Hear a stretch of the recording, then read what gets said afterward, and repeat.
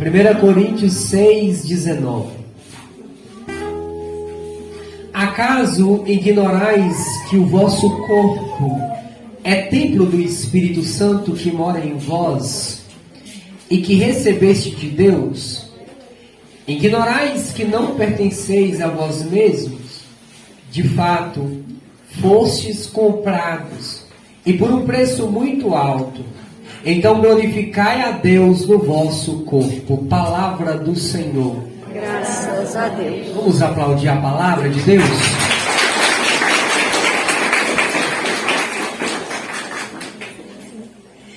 Quando Paulo escreve esta carta aos Coríntios, na comunidade de Corinto,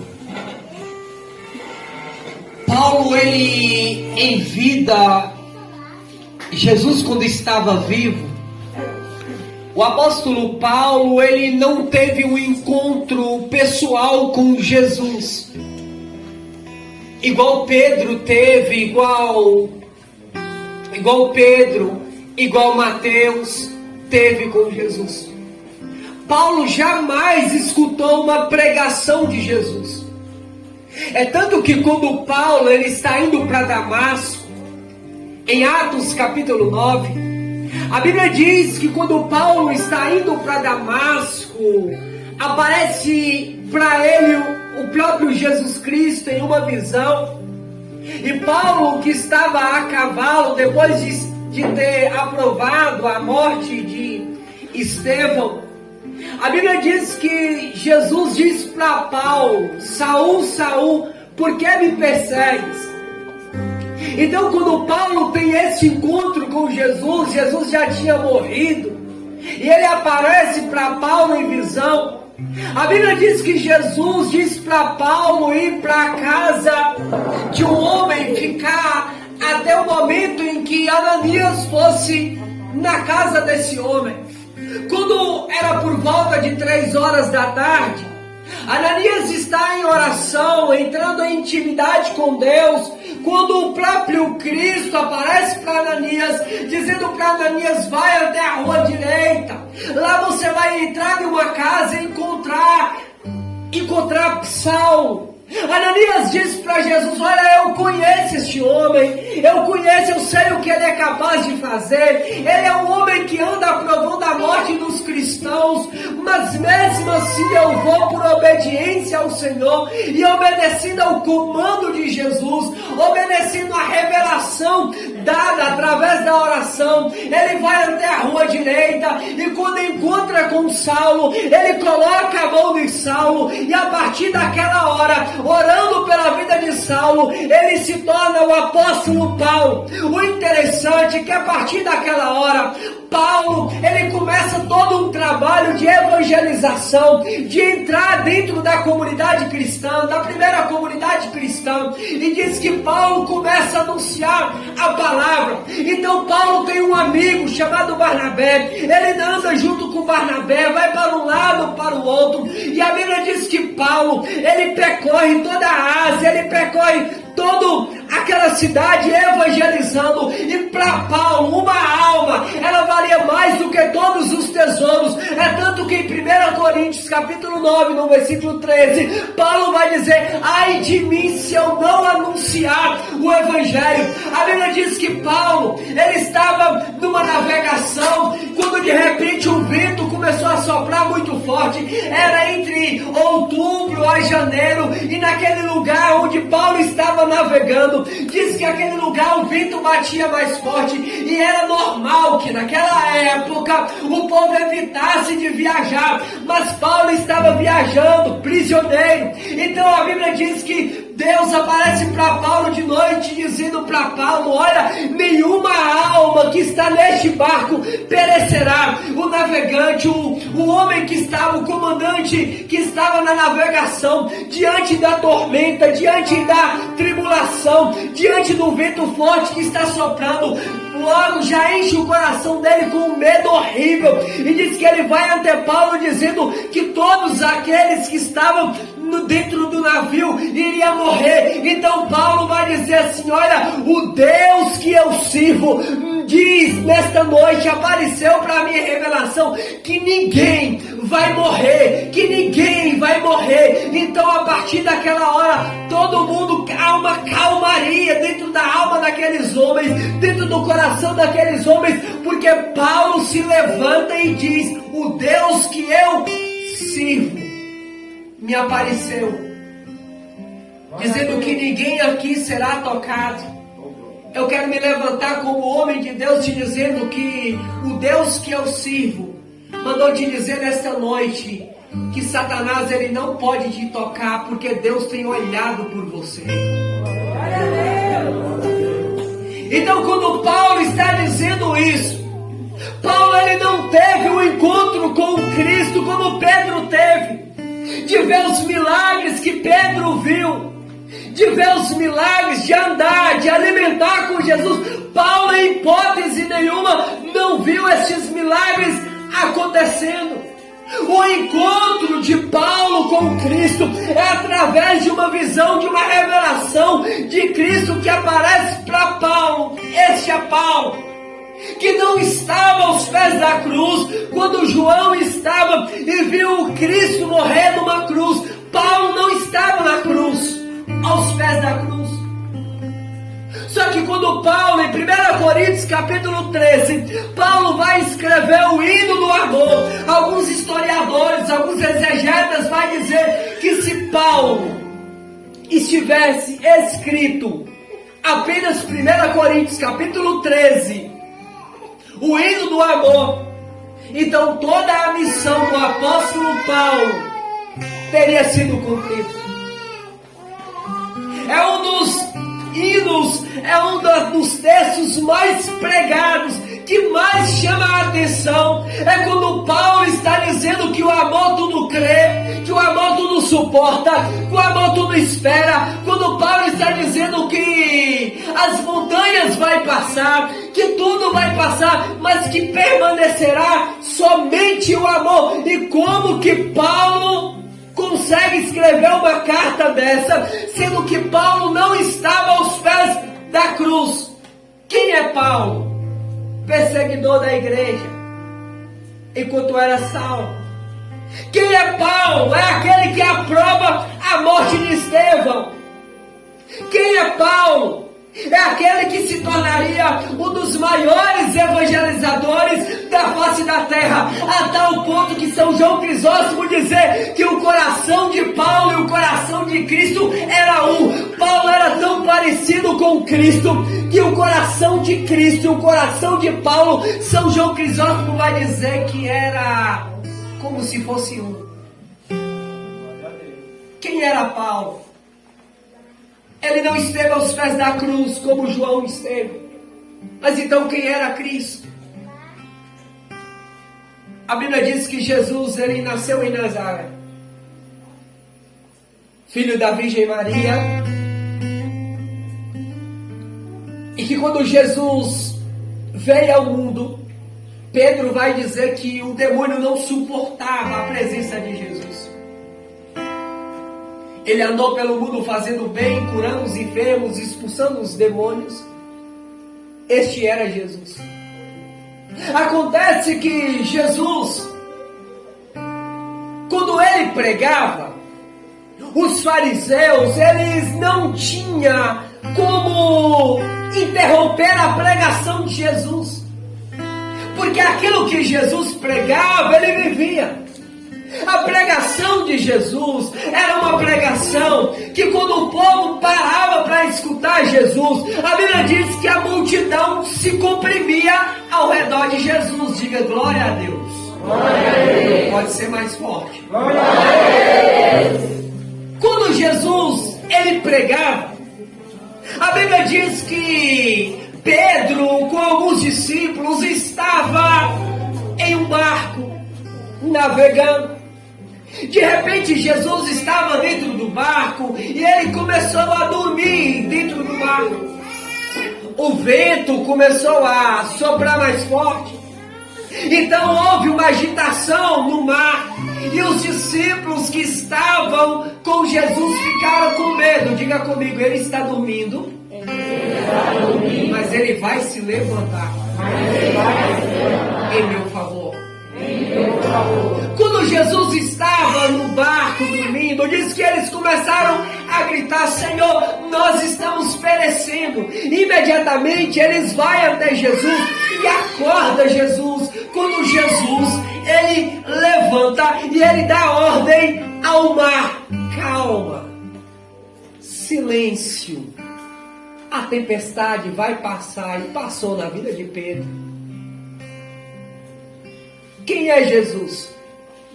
Jesus é aquele que ensinava os seus discípulos que a ventania vai passar. Jesus ensinava para os seus discípulos que enquanto eles estivessem navegando dentro do barco e que Jesus estivesse com eles dentro do barco, ele iria levantar no momento certo e na hora certa, e que aqueles que achavam que iriam morrer por causa do vento que estava soprando ou do mar agitado, quem está dentro do barco com Jesus não morre, porque quando Jesus está, ele levanta e dá ordem para a natureza, ele dá ordem para o vento, ele dá ordem para o mar. E deixa eu te dizer, meu irmão, Jesus está dentro dessa igreja e tudo aquilo que te atormenta vai passar, porque se ele está aqui, é certeza de milagre, é certeza de vitória, é certeza de transformação, é certeza de mudança de vida. Então, dá uma salva de palmas para o Senhor, porque ele está aqui.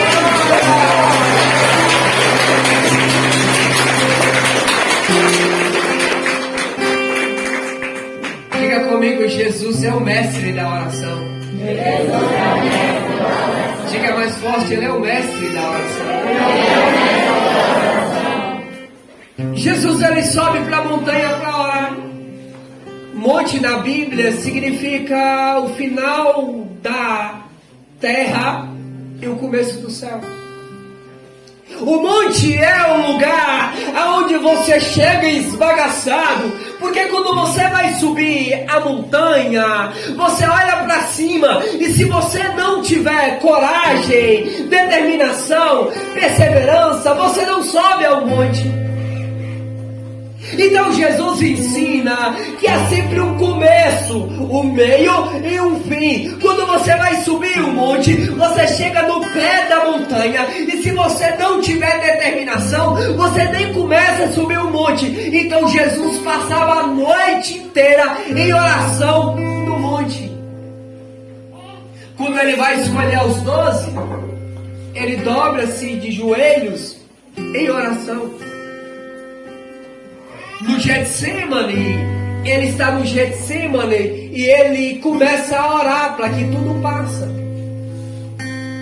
Quando os discípulos de João, presta atenção aqui, quando os discípulos de João, ele chega para Jesus e diz para Jesus: olha, mestre, os discípulos de João ensinou seus discípulos a orar. Nós que somos seus discípulos, aliás, os discípulos de Jesus, nós que somos seus discípulos, então nos ensina a orar. E Jesus diz: Pai nosso, que estás no céu, santificado seja o teu nome, venha a nós o vosso reino, seja feita a vossa vontade, assim na terra como no céu. O pão nosso de cada dia nos dai hoje, perdoai as nossas ofensas, assim como nós temos perdoado aquele que nos ofendeu.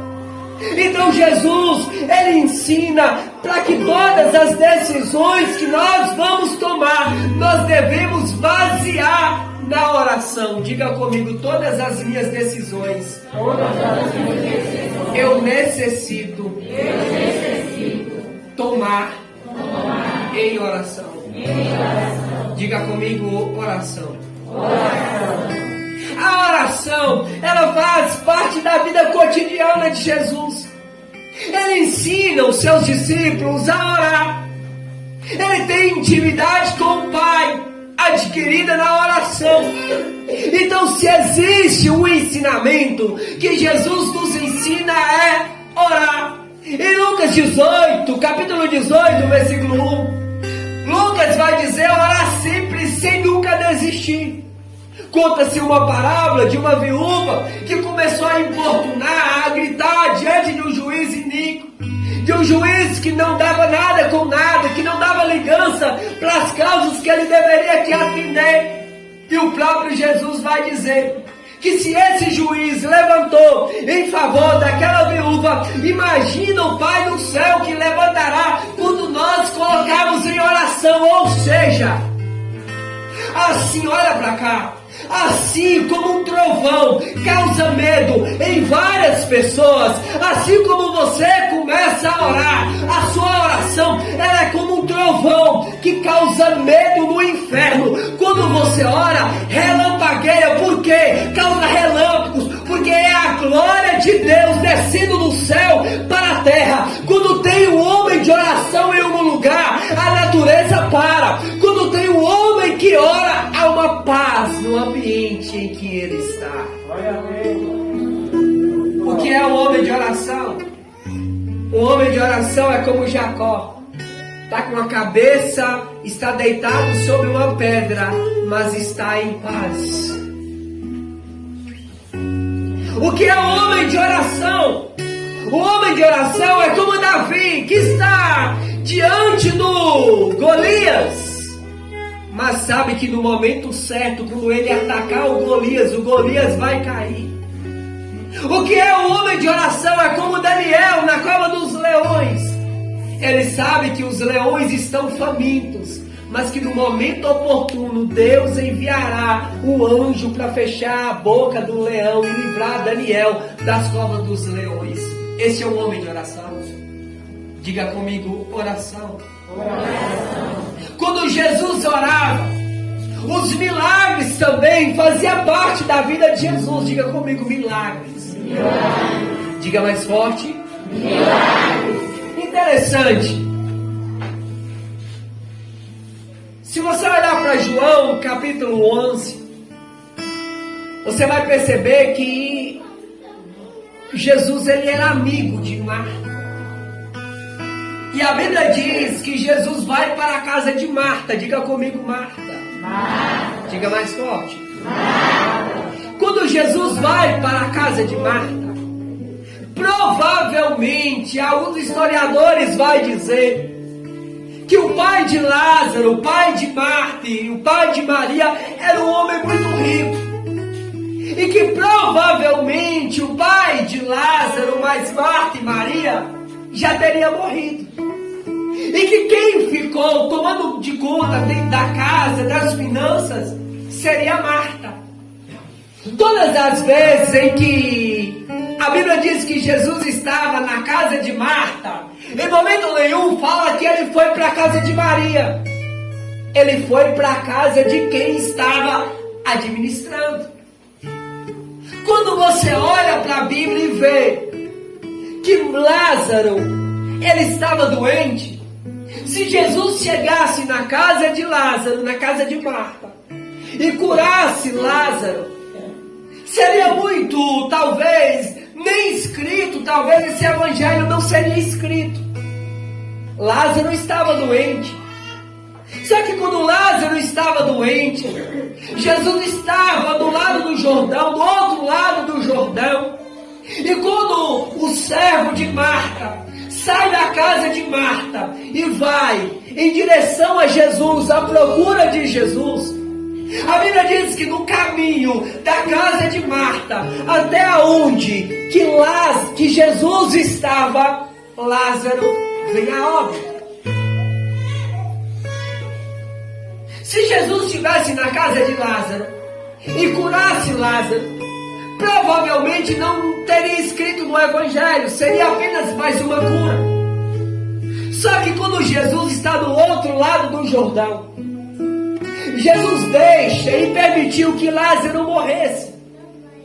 Mas quando ele chega na casa de Marta, aparece Marta dizendo para Jesus: Senhor, se o Senhor estivesse aqui, o meu irmão não teria morrido. O mesmo discurso de Marta é o mesmo discurso de Maria. Parece que Marta e Maria já tinham combinado que quando Jesus chegasse, uma iria primeiro, a outra depois, e iria dizer para Jesus: se o Senhor estivesse aqui, Lázaro não teria morrido. Só que quando Jesus, ele chega na casa de Lázaro, ele chora. Porque ele era tão amigo de Lázaro, tão íntimo de Lázaro, que ele chega com os seus discípulos. Marta não era uma mulher que não era estabilizada financeira. Provavelmente Marta era rica. Porque quando Jesus chegava lá, a casa de Marta era uma casa que acolhia Jesus e mais os 12. Quando Jesus chega, a Bíblia diz que Jesus chora.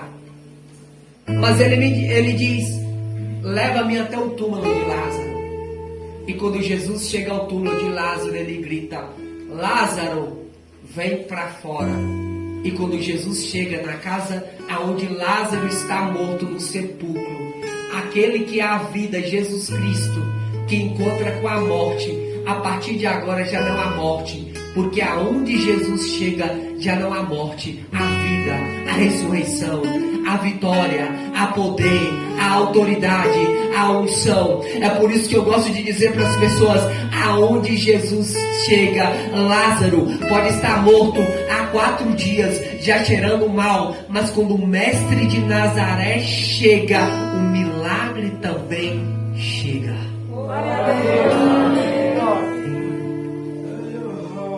Diga para o seu irmão: Jesus vai fazer. Dá uma sacudida nesse irmão e diga: Jesus vai fazer.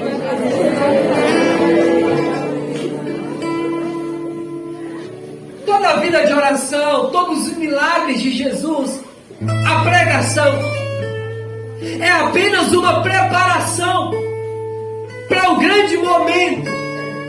A Bíblia diz que Jesus, ele começa a preparar os seus discípulos em relação à morte. Mas antes de dizer para os seus discípulos que ele morreria, que ele teria que partir, ele começa a dizer para os discípulos que se ele não fosse, o Espírito Santo não viria, o Paráclito não viria. Há uma tristeza profunda no coração dos discípulos, porque muitos dos discípulos que estavam com ele não entenderam o mistério da morte de Jesus. Na quinta-feira santa, quando ele vai instituir a Eucaristia, a Bíblia diz que quando ele diz que ele pegasse um pedaço de pão e molhasse, a quem ele entregasse, que o iria trair, ele entrega para Judas. E Judas, a partir daquela hora, ele sai para poder entregar Jesus. Jesus, ele vai para o Getsemane. Quando ele chega no Getsemane, ele leva com ele Pedro, Tiago e João. Pedro e Tiago e João eram seus amigos favoritos. Mas era exatamente no Getsemane em que Jesus está sofrendo as dores da morte. Quando ele se inclina e começa a orar, a Bíblia diz que começa a sair sangue, que ele começa a suar sangue. Ele vai até os discípulos estavam dormindo. Ele diz: acordai, a minha hora está prestes a chegar. Quando de repente passou-se uma vez, a segunda vez ele vai até os discípulos estão dormindo. Na terceira vez, quando ele chega até os discípulos, ele primeiro levanta a voz para Pedro e diz para Pedro assim: Pedro, não suportaste vigiar 1 hora, Pedro? Levantai-vos, vamos sair daqui, porque a minha hora chegou. Os discípulos estavam com sono. Só que os milagres, a oração, a pregação, era para preparar os discípulos para o grande momento, para no alto do Calvário ele poder doar a sua vida em nosso resgate, em nosso favor. Quando Jesus está descendo da montanha, a Bíblia diz que quando ele chega no pé da montanha, diz que os soldados chegam junto com Judas. E quando ele pergunta para Jesus quem era Jesus, ele pergunta: é o Senhor que é o Jesus o Nazareno? Jesus diz: eu sou. E a Bíblia diz, João vai dizer que aqueles soldados caíram imediatamente. Pela segunda vez, eles caíram. Pela terceira vez, eles caíram. Acontece que esse movimento, acontece que tudo isso que Jesus passou no Getsemane, é porque é exatamente no Getsemane que Jesus enxergou tudo aquilo que ia acontecer no Calvário. O que é que eu quero te dizer? É exatamente no alto do Calvário que nosso Senhor Jesus Cristo, Ele derrama o seu sangue pela minha vida, pela minha alma, pela tua vida, pela tua alma. É exatamente no Calvário que Jesus se doa completamente por mim e por você. Quando Jesus diz que Ele era Jesus de Nazaré, a Bíblia diz que eles amarraram Jesus. Presta atenção aqui. Santo Afonso, ele vai dizer que quando Jesus, ele estava indo para o Calvário, a Bíblia vai dizer que eles amarraram Jesus. Só que eles não amarraram Jesus como amarraram os outros. Jesus era diferente. Eles amarraram Jesus, começaram a tirar as roupas de Jesus e começaram a levar Jesus para o Calvário. Era de madrugada quando tudo isso começa. Eles amarraram Jesus, saíram puxando Jesus, esculpiram em Jesus, escarraram em Jesus. E no decorrer do caminho até o Calvário, eles começaram a bater em Jesus, começaram a zombar de Jesus. E quando Jesus está chegando próximo ao Calvário, a Bíblia diz que eles pegam uma cruz. Diga comigo, cruz. Quando eles pegaram aquela cruz, um pedaço de pau, colocaram sobre Jesus para que Jesus começasse a carregar. A dor que Jesus sofreu era uma dor tão aguda, era uma dor tão profunda, mas era uma dor incomparável, que muitos olham para Cirineu e vai dizer: olha, Simão de Cirene ou Cirineu ajudou a carregar a cruz.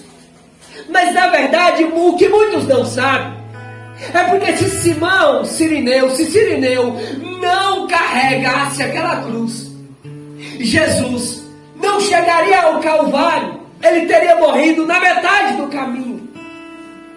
A dor era tão intensa, mas tão intensa, que quando eles pegavam o azorrado, ou seja, o chicote, e no meio do caminho, ele com um pedaço de pau nas costas, ele começava a andar. E Santo Afonso, citando Santa Brígida, que quando eles pegavam aquele chicote e batia nas costas de Jesus, diz que o chicote parava nas costas de Jesus. O chicote era como se fosse na ponta um pedaço de ferro ou um pedaço de osso, que quando eles batiam nas costas de Jesus, o chicote, aquele pedaço de prego, aquele pedaço de ferro, ou então aquele pedaço de osso ou pedaço de dente de animais, pegava nas costas de Jesus e arrancava a carne das costas de Jesus. O impressionante é porque Santa Brígida diz que o que Jesus passou, Santa Brígida vai dizer que quando Jesus ele está chegando ao Calvário, exatamente chegando no Calvário, a dor de Jesus é tão intensa, mas é tão intensa que a sua mãe, ela vem a uma certa distância. E que de acordo com que Maria escutava os gritos de Jesus e o sangue de Jesus ia caindo por terra, a Santa Brígida vai dizer que os seios de Maria começavam a encher de sangue. Era como se Maria estivesse dando à luz mais uma vez o sofrimento de Maria, aquilo que Jesus está passando na carne, Maria, ela está passando na alma. A dor de Jesus é tão intensa, mas tão intensa, que ele não sabe se ele vai conseguir chegar até o Calvário para ser crucificado. Porque se você olhasse para as costas de Jesus, saía tanto sangue, e junto com o sangue de Jesus, saía dos olhos de Jesus, ou seja, da testa de Jesus saía sangue. Porque os espinhos que entrava sobre a testa de Jesus, sobre a cabeça, a coroa de espinho que eles estavam tentando proclamar Jesus como rei, diz que era uma dor tão intensa, mas tão intensa, que entrava e perfurava o cérebro de Jesus. O impressionante que talvez muitos não sabem é porque quando Jesus chega no Calvário, o livro de Neemias, Esdras vai dizer que era costume daquela época que aquele que falasse que ele era o próprio templo, a casa daquele homem era quebrada, e aquele que fosse condenado à morte, morte de cruz, que a viga da casa, a viga principal da casa, era arrancada na casa e era levado para o Calvário para se tornar uma cruz. Ou seja, quando no Calvário Jesus olha para João e diz: filho, eis aí a tua mãe. É como Jesus estivesse dizendo para João: leva Maria para sua casa, porque a minha mãe não tem mais casa para poder morar. É Jesus dizendo para João: olha, João, eu fui condenado à morte, e morte de cruz, a tal ponto que eles foram da minha casa, arrancaram a viga da minha casa. José já morreu, meu pai já morreu, então pela minha morte Maria já não tem mais, a minha mãe já não tem mais onde morar, porque a viga da minha casa está aqui próximo de mim para me ser crucificado. Muitos não entendem esse significado quando Jesus diz: eis aí o teu filho. Mãe, filho, eis aí a tua mãe. Acontece que quando Jesus ele está no Calvário, a natureza para diante da morte de Cristo.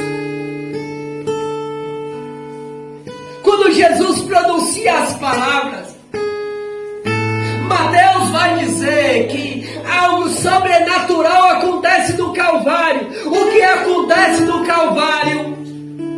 As trevas cobrem a terra.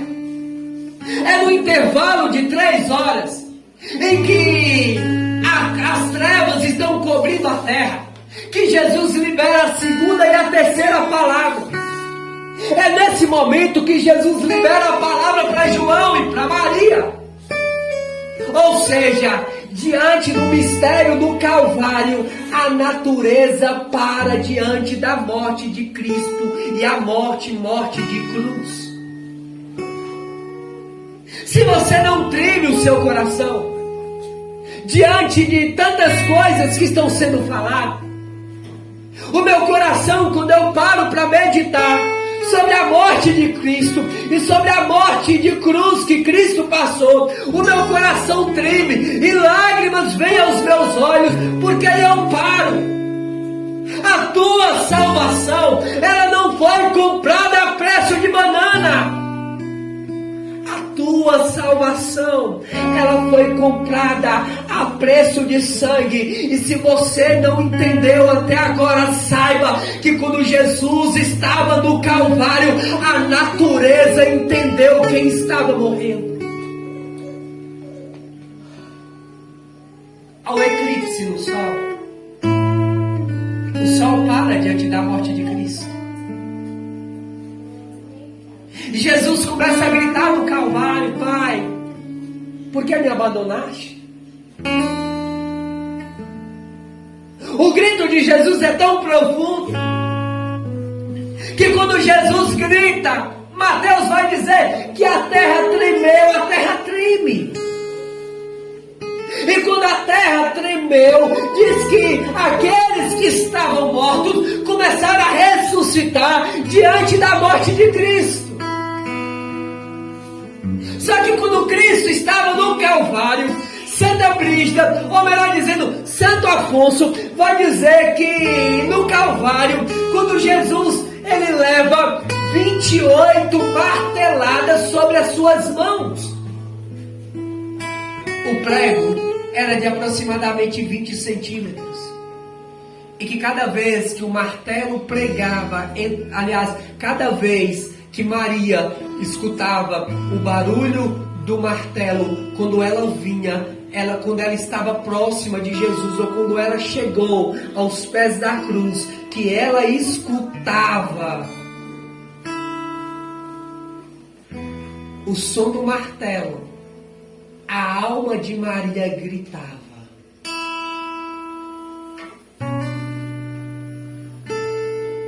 Quem é mãe aqui sabe. A maior dor que uma mãe pode passar é quando ela recebe a notícia da morte do seu filho. Ou quando o telefone toca e diz: olha, o seu filho está no hospital em estado de choque. Se você não vir aqui agora, você não consegue achar ele vivo. Uma mãe sabe o que é uma dor. Então quando você para meditar o que é uma dor que uma mãe passa por causa de um filho, você vai perceber aquilo que Maria, ela passou no alto do Calvário, aos pés da cruz. Porque Maria sabe, Maria não recebeu nenhum telefone, Maria não recebeu nenhum WhatsApp, Maria sabe que o seu filho, ele precisaria morrer na cruz, para que eu e você estivesse aqui, dando maior glória a Deus que você pode dar, porque é no Calvário que nós fomos comprados a preço de sangue. Glória a Deus! Na alma de Maria dói. No corpo de Jesus dói, porque 28 marteladas sobre as mãos de Jesus, 36 sobre os pés. Acontece que quando Jesus vai dizer: Pai, em tuas mãos eu entrego o meu espírito, há um mistério que talvez você não saiba. Quando Jesus no alto do Calvário, vou concluir, ele fala uma palavra grega, telestai. Em grego, telestai. Tudo foi pago. Era costume naquela época,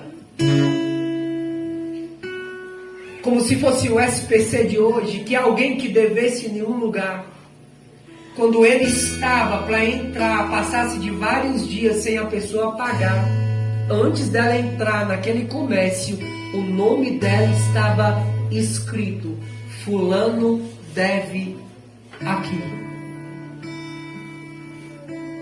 Então quando essa pessoa arrumava um amigo e esse amigo tinha dinheiro, essa pessoa levava esse amigo até o comércio, esse amigo entrava, negociava a conta dela, pagava, e só assim o nome dela era retirado daquele ambiente e ela poderia voltar a comprar de novo.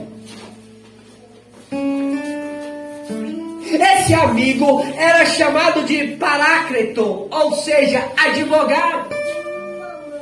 Exatamente no Calvário, quando Jesus está dizendo telestai, tudo está consumado, Jesus se passa por um paráclito. O que é que eu estou querendo te dizer? Que nós tínhamos uma dívida com Deus, então nós não teríamos como pagar essa dívida.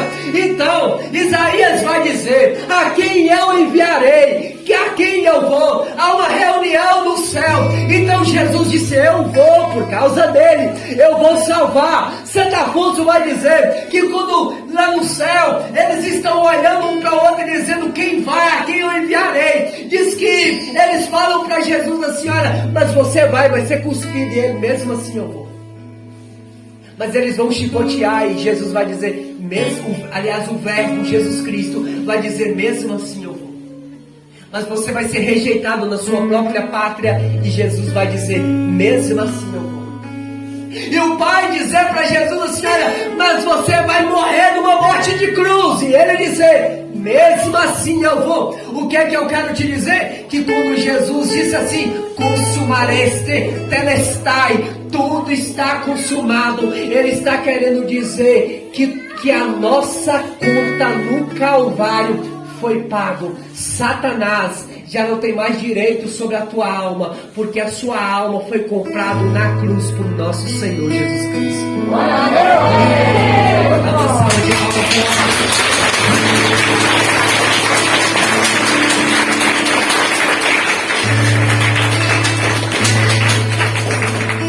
No livro do Apocalipse, para ir concluir, no livro do Apocalipse capítulo 12, a Bíblia diz que Satanás é o nosso acusador, que ele nos acusa dia e noite.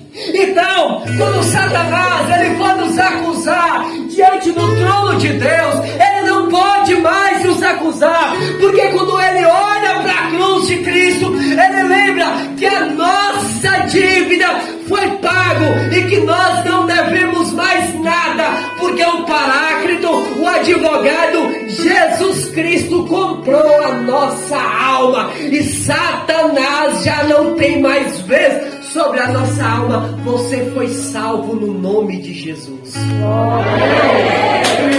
Você foi salvo no nome de Jesus. Você quer notícia melhor? Você quer notícia melhor dessa noite? Satanás já não pode mais ir da sua cara.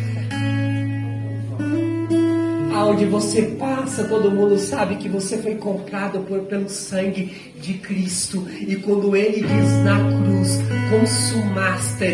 consumareste, telestai em grego, tudo está consumado em português. Ele está dizendo: eu vou estar naquele grupo de oração, através da boca de um pregador, de um ministério de música, para dizer que ninguém te ama como Jesus Cristo. Jesus Cristo te ama até o último instante da sua vida. Você foi comprado por um preço muito alto. É por isso que Paulo vai dizer na passagem que eu li para introduzir a pregação: vós foste comprado por um preço muito alto. Jesus perdeu a casa, mas ganhou a tua salvação. Jesus sofreu na cruz, mas comprou a sua alma. Jesus foi no Calvário para te dizer que, independente da circunstância que você esteja vivendo, nada pode te abalar quando você compreende que a sua alma já foi paga, ou seja, você já foi salvo no nome de nosso Senhor Jesus Cristo. A salvação chegou na sua vida.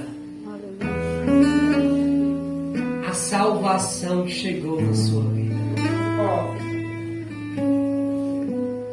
Mas Zaqueu subiu numa árvore para ver Jesus.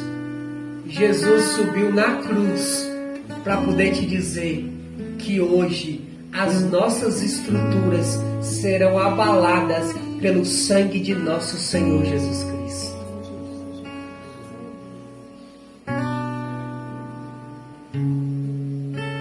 Eu vi uns jovens em um vídeo a noite passada